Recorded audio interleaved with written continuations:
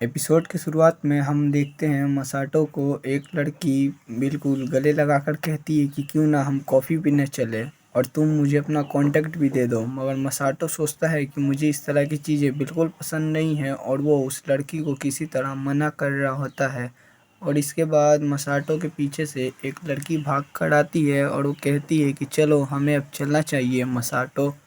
Masato सोच रहा होता है कि इस तरह बिना कुछ कहे अचानक से चले जाना थोड़ा अजीब नहीं होगा। और जब वो पीछे मुड़ के उस लड़की की तरफ देखता है तो उस लड़की का चेहरा देख के वो डर जाता है। इस तरह के लोगों को अनदेखा करने में मसाटो को बहुत ज़्यादा दिक्कत होती है और वो लड़की सोच रही होती है कि अगर ऐसा चलता रहा तो किसी दिन मसाटो बहुत ज़्यादा बड़ी दिक्कत में भी फंस सकता है, क्योंकि वो बहुत ज़्यादा काइंड इंसान है। तब हमें बताया जाता है कि मसाटो इस दुनिया का असल में है ही नहीं। उसे 1 महीने पहले किसी तरह इस दुनिया में लाया गया था। लेकिन शुरुआत में उसे कुछ अजीब नहीं लगा, मगर कुछ समय बाद उसने ये जाना कि इस दुनिया के जो लड़के हैं वो लड़कियों के हिसाब में बहुत ज़्यादा कम है। इसीलिए लड़कों को कुछ ज़्यादा ही अटेंशन मिलती थी। मगर जब उसने पहचाना कि ये दुनिया मेरी नहीं है, तब वो बहुत ज़्यादा घबरा गया था। जब मैं यहाँ आया तो मुझे लगा था कि मैंने सब कुछ खो दिया, अपने दोस्त, अपने परिवार और अपनी उस दुनिया जहाँ मैं छोटी-छोटी चीज़ों पे हँसता था। मगर मैं यहाँ पर कुछ ऐसे लोगों से मिला जो कि सच में एक अच्छे इंसान थे और वो हमेशा मेरी मदद करते थे जब मुझे मदद की ज़रूरत पड़ती थी। मसाटो अपनी किस्मत को शुक्रिया करता है, क्योंकि उसकी किस्मती की वजह से वो इतनी खूबसूरत लड़कियों से मिल पाया। और वो सोचता है कि एक तरह से देखा जाए तो वो बहुत ज़्यादा लकी है और वो सोचता है कि ये दुनिया बदल चुकी है, मगर इस दुनिया के अंदर भी मैं बिल्कुल अपने पुरानी दुनिया की तरह आराम से जी सकता हूँ।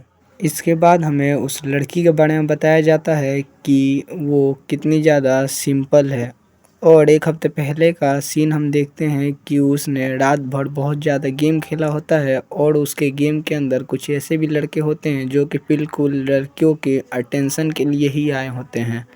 वो 2 लड़कों को बात करते हुए सुनती है उसके बारे में, जो कह रहे होते हैं कि वो सच में बहुत ज़्यादा क्यूट लड़की है। और उसमें से एक कहता है कि अगर वो मुझसे पूछे तो मैं उसके साथ घूमने भी जा सकता हूँ। और ये सब सुन के वो सोचती है कि आजकल के लड़के कितने ज़्यादा बदतमीज़ हो चुके हैं।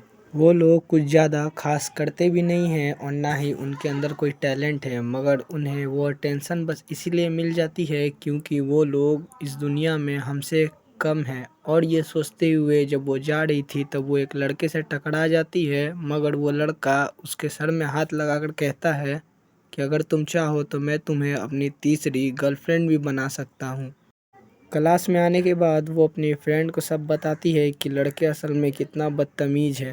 और उसके बाद उसकी फ्रेंड उसे थोड़ा सा हौसला देती है और वो कहती है कि अगर हमें अपने सपने को पूरा करना है तो हमें बहुत ज़्यादा मेहनत करनी पड़ेगी। और हमें उस लड़की के सपने के बारे में बताया जाता है कि वो किसी एक हैंडसम लड़के को अपने प्यार में फंसाना चाहती है। और उसके बाद वो पूछती है कि कोमी, तुम किस लड़के को चुनना चाहोगी क्लब के अंदर। कोमी कहती है कि मैंने अभी सोचा नहीं है इस चीज़ के बारे में। मगर जब उसकी फ्रेंड उससे बार बार पूछ रही थी तो वो कहती है कि कोई ऐसा इंसान जो कि बहुत दिल का अच्छा हो और वो सबको अपने जैसा बराबर समझे।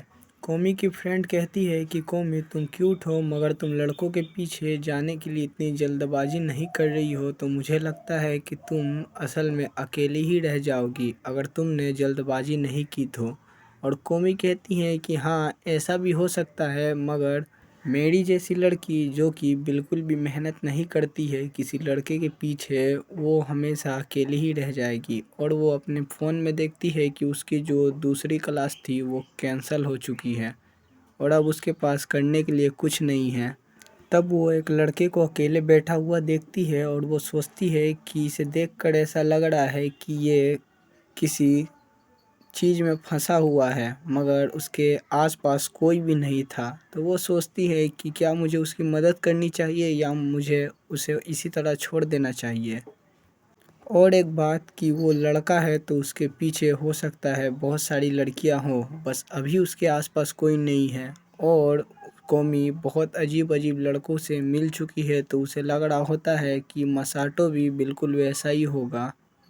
कोमी सोचती है कि ये खूबसूरत है मगर ये एक सेलिब्रिटी जितना नहीं है, ना ही इसके लुक्स कुछ ज़्यादा ही अच्छे हैं। तो वो सोचती है कि मुझे इसकी मदद कर देनी चाहिए और वो ये भी सोचती है कि मैं बस उसकी मदद करना चाहती हूँ, ऐसा नहीं है कि मैं उसे पसंद करती हूँ। मगर जब वो मसाटो को देखती है उसकी तरफ देखकर स्माइल करता हुआ तो उसकी दिल की धड़कन ही रुक जाती है और वो सोचती है कि क्या लड़के इस तरह भी स्माइल कर सकते हैं।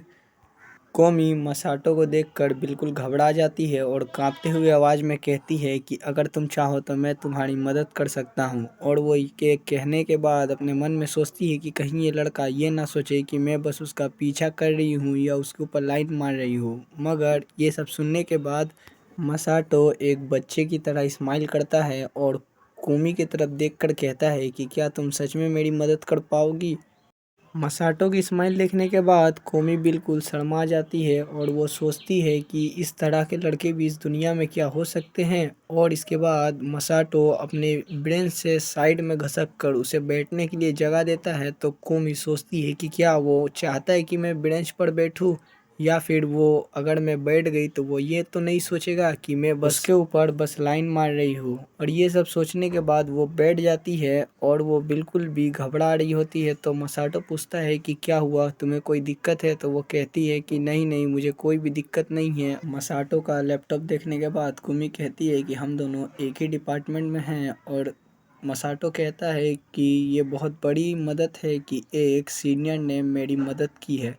और ये सुनने के बाद कुमी कहती है कि नहीं नहीं, मैं भी सीनियर नहीं हूँ, मैं भी हाल ही में ज्वाइन हुई हूँ। कुमी को लग रहा होता है कि मसाटो सोच रहा होगा कि वो बस उसके ऊपर चांस मार रही थी या फिर कुमी के कोई और भी मतलब थे इन बात के, या कुमी बस मुझसे बात करने के लिए आई होती है। और ये सब सोच सोच के कुमी बहुत ज़्यादा घबरा रही थी। मगर उसे दोबारा होश में लाकर मसाटो कहता है कि क्या तुम भी अभी अभी ज्वाइन हुई हो। और वो कहता है कि ये तो अच्छा हुआ क्योंकि मेरे कोई दोस्त नहीं है और तुमने मेरी बहुत बड़ी मदद कर दी। और वो अपना नाम बताता है और वो कहता है कि तुम्हारा नाम क्या है। और वो सोच रही थी कि मसाटो बाकी लोगों से बिल्कुल अलग है, वो कि एक बहुत अच्छा इंसान है और वो दूसरों से कितना घुल मिल कर बात करता है। और वो ये भी सोचती है कि वो बिल्कुल सबसे अलग है और वो जब स्माइल करता है तब वो बिल्कुल खुश हो जाती है और हंसकर कहती है कि मुझे तुमसे मिलकर अच्छा लगा, मेरा नाम है। अपना नाम बताने के बाद कुनो पीछे मुड़कर सोचती है कि क्या मैं सही से स्माइल तो कर रही थी। और वो देखती है कि मसाटो ने अपना शेड्यूल बिल्कुल भी नहीं बनाया था। तो वो सोचती है कि ये किसी तरह का मौका है और वो अपने ख्याल में खो जाती है कि वो उसे अपना बॉयफ्रेंड बना सकती है। मगर मसाटो उसका नाम लेता है और वो मसाटो को कहती है कि हम साथ में क्लास को ले सकते हैं क्योंकि बहुत सारे क्लासेस हो चुके हैं और मैं जब तुम्हारे साथ होंगी तो मैं तुम्हें पहले के क्लासेस के बारे में बताकर तुम्हारी मदद भी कर दूंगी। और ये सुनने के बाद मसाटो कहता है कि तुम सच में ये करना चाहोगी, क्योंकि ऐसा तो नहीं है कि इन सारी चीज़ों में तुम्हारा कोई भी फ़ायदा होगा। और कुनो कहती है कि नहीं नहीं, मेरा बहुत सारा फ़ायदा है इन चीज़ों में। और वो कहता है कि हाँ ठीक है, तो अब से हम साथ में क्लासेस को ले लेंगे। जब वो दोनों जाने लगते हैं तो मसाटो फिर से एक बार कहता है कि तुम्हारा शुक्रिया, तुमने मेरी बहुत मदद की।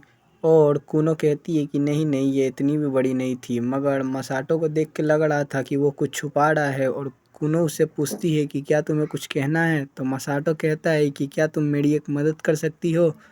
तो वो फिर कहता है कि कुनो को कि क्या तुम मेरी दोस्त बनना चाहोगी। ये सुनने के बाद कुनो बहुत ज़्यादा चौंक जाती है। वो सोचती है कि कभी भी किसी लड़के ने उसके सामने ऑप्शंस को नहीं रखा, हमेशा ऐसे वो कहते थे कि वो मेरे ऊपर एहसान कर रहे थे।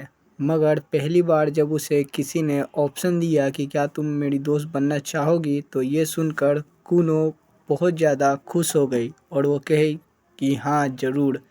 मसाटो कहता है कि अच्छा हुआ, वैसे भी मेरे कोई दोस्त नहीं थे। मसाटो के जाने के बाद कुमी अपने चेस्ट को पकड़कर नीचे बैठ जाती है और वो सोचती है कि मैं ऐसा नहीं कर सकती। मैं मसाटो को कभी जाने नहीं दे सकती। वो बिल्कुल वैसा है जैसा मैंने सोचा था, यहाँ तक कि उसका चेहरा, उसकी पर्सनैलिटी, यानी यहाँ तक कि उसका बात करने का तरीका भी बिल्कुल वैसा है जैसा मुझे पसंद है। मैं उसे कभी खुद से जाने नहीं दे सकती, वो बिल्कुल बस मेरा है। और वो दोबारा से कहती है कि मसाटो कुन तुम मेरे हो।